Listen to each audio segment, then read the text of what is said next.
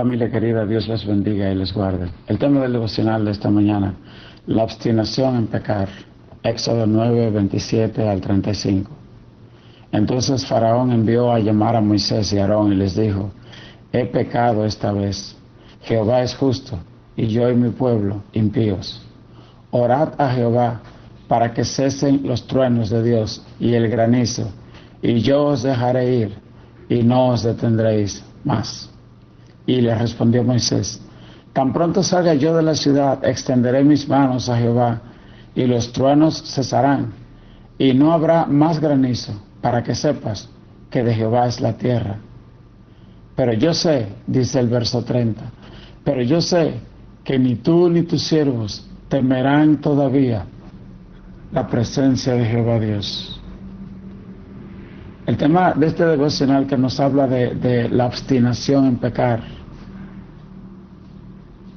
y nos narra cómo Faraón, luego de la séptima plaga, que fue la plaga de los truenos y el granizo y la lluvia, dice la palabra de Dios en el capítulo 9 que desde que Egipto se fundó como nación, nunca había visto una plaga tan terrible de granizos y unos truenos tan grandes.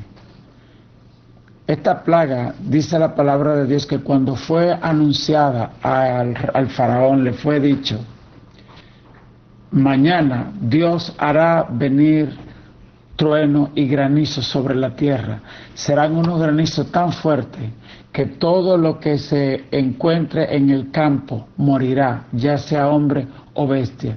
Y dice la palabra de Dios que los israelitas que temían la palabra de Dios se quedaron todos bajo techo, y sus animales, y que algunos egipcios del pueblo de Faraón empezaba ya a temer la palabra de Dios, y ellos también se quedaron bajo techo. Cuando vinieron los granizos y los truenos, mataron a aquellos egipcios incrédulos que se quedaron al descubierto o en el campo.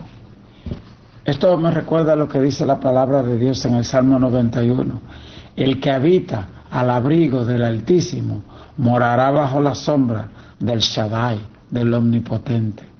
¿Cuántas veces nosotros nos hemos salido de la cobertura de Dios? Dice la palabra de Dios que cuando Dios sacó al pueblo de Israel de Egipto, de día los cubría con una nube y de noche una columna de fuego alumbraba su camino. Esto no era solamente lo que le cubría del sol y alumbraba el camino, era también el símbolo de la protección de Dios. Y el que el pueblo de Israel escoja andar debajo de esa nube o ser guiado por esa luz en la oscuridad del desierto era la garantía de que la presencia de Dios estaba con ellos y que los guardaba. Dice la palabra de Dios que mientras anduvieron en el desierto 40 años, la ropa no se le envejeció, los pies no se le hincharon. Había una protección sobrenatural mientras ellos estaban cubiertos con aquella nube que representa la sangre de Cristo. Mientras ellos eran guiados por aquella luz que representa la palabra de Dios. Lámpara es a mis pies tu palabra y lumbrera mi camino, dice la palabra de Dios. Y mi pregunta para ti es en esta mañana: ¿estás caminando a oscura, tropezando una y otra vez como Faraón, o estás utilizando la palabra de Dios como tu lámpara para no pecar, para no tropezar en las trampas de Satanás? O al igual que Faraón, escoges la obstinación de pecar una y otra vez y escoges un arrepentimiento fingido. Dice la palabra de Dios que Moisés le dijo a Faraón: yo sé que tu arrepentimiento no es real. Yo sé que ni tú ni tus siervos se han arrepentido. Dice la palabra de Dios que Faraón le dijo a Moisés: yo y mi pueblo hemos pecado esta vez. Al él decir esta vez, dice: estoy reconociendo pecado en esta ocasión, pero ya iban 7 plagas con esta. Así que no era solo esa vez. Habían ya 7 veces que el faraón había rechazado obedecer a Dios. ¿Cuántas veces Dios nos habla por medio de su palabra? A veces por medio de nuestros propios hijos. Dios nos habla. A veces por un extraño. A veces por una persona que se dice ser ateo o no creyente. Y es como cuando decimos que las piedras hablan.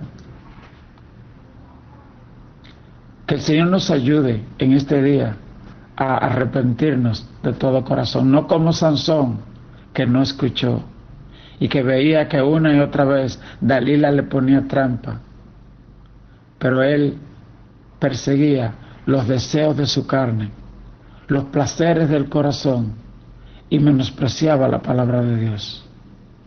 El resultado de Sansón fue que terminó siendo esclavo y con los ojos sacados. Él perdió la visión y el interés de honrar la palabra de Dios. Y como él no estaba usando los ojos para seguir a Dios, al final pues ya esos ojos no le sirvieron. Al final él cayó esclavo de Satanás. Y la Biblia dice que la paga del pecado es muerte. Sansón al final sabemos que se arrepintió. Y en su último momento Dios le devolvió la misericordia, aunque ese también fue el último día de su vida. Todas estas historias bíblicas están para mostrarnos el carácter y el corazón de Dios.